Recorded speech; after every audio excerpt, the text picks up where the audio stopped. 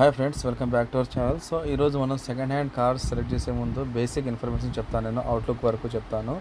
So ముందుగా ఏంటంటే మనకు అట్రాక్ట్ చేసేది కలర్ కాబట్టి, సో సెకండ్ హ్యాండ్ కార్ అయినప్పటికీ కూడా దాని కలర్ అనేది ఏ రకంగా ఉందనేది మనం చెక్ చేసుకోవాలి. సో ఇవి ఏంటంటే కంప్లీట్గా ఒక 5-6 ఇయర్స్ వాడిన కార్ అయితే కలర్ లైట్గా షేడ్ అవుతూ ఉంటుంది. సో డెంట్ పడ్డా కానీ యాక్సిడెంట్ అయినా కానీ అది రీప్లేస్లో మనకు కలర్ అయితే ఒరిజినాలిటీ మిస్ అవుతుంటాం కాబట్టి అదొక చెక్ చేసుకోండి. అది మనకు కంప్లీట్గా కార్ యొక్క డిజైన్ చెప్తుంది. ఆ తర్వాత గ్లాస్ కూడా రీప్లేస్ అవుతుందా, లేకపోతే కంప్లీట్గా ఒరిజినల్ గ్లాస్ ఉందా. సో ప్రతి ఒక్క గ్లాస్ మీద ఏంటంటే దాని ఇయర్ అనేది మెన్షన్ చేసి ఉంటుంది. కార్ ఇయర్ ఏదైతే ఉందో దాన్ని మెన్షన్ చేసి ఉంటుంది కాబట్టి దాన్ని బట్టి అది మన ఒరిజినాలిటీ కాదని చూసుకోవచ్చు. సో ఇంకోటి ఏంటంటే బ్యానెట్ మీద ఎలాగైనా డెంట్స్ ఉన్నాయా, ఎందుకంటే బ్యానెట్ ముందు యాక్సిడెంట్ అయిన తర్వాత బ్యానెట్ అనేది ఫుల్ షేప్లో రాదు, డెంట్ అనేది మనకు అర్థమైపోతుంది. సో దాని ద్వారా మనం ఏదైనా యాక్సిడెంట్ బండా లేకపోతే కంప్లీట్గా బాగుందని చూసుకోవచ్చు.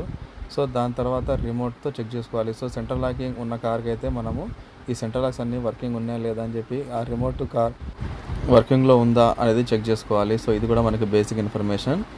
ఇది అయిపోయిన తర్వాత సో బాడీ కలర్ చూసుకున్నాము. ఆ తర్వాత మేజర్గా ఏంటంటే మనకు ఈ టైర్స్ కూడా రన్నింగ్ టైర్స్ ఉన్నాయా, లేకపోతే మనం తీసుకున్న తర్వాత రీప్లేస్ చేసుకోవాలా, ఎంతవరకు అవి యూస్ఫుల్గా ఉంటాయి అనేది కూడా మేజర్గా మనం చెక్ చేసుకోవాలి. సో దాని తర్వాత ఇంటీరియర్గా యాజ్గా చూసినట్టయితే ఇంటీరియర్లో కూడా మనకి ఒరిజినాలిటీ ఏమైనా మిస్ అవుతుందని చూసుకోవచ్చు. సో ఇంటీరియర్లో డాష్ బోర్డ్ ఏమైనా డ్యామేజ్లో ఉందా, సో అన్ని వర్కింగ్స్లో ఉన్నాయా, ఈ పవర్ స్టీరింగ్ కూడా వర్కింగ్లో ఉందా అనేది మన బేసిక్ ఇన్ఫర్మేషను దీని ద్వారా చూసుకోవచ్చు. సో ఇంటీరియర్ మనకి సీట్ కవర్స్ మెయిన్గా ఉంటాయి కాబట్టి సీట్ కవర్స్ అనేది సెలెక్ట్ చేసుకోవాలి.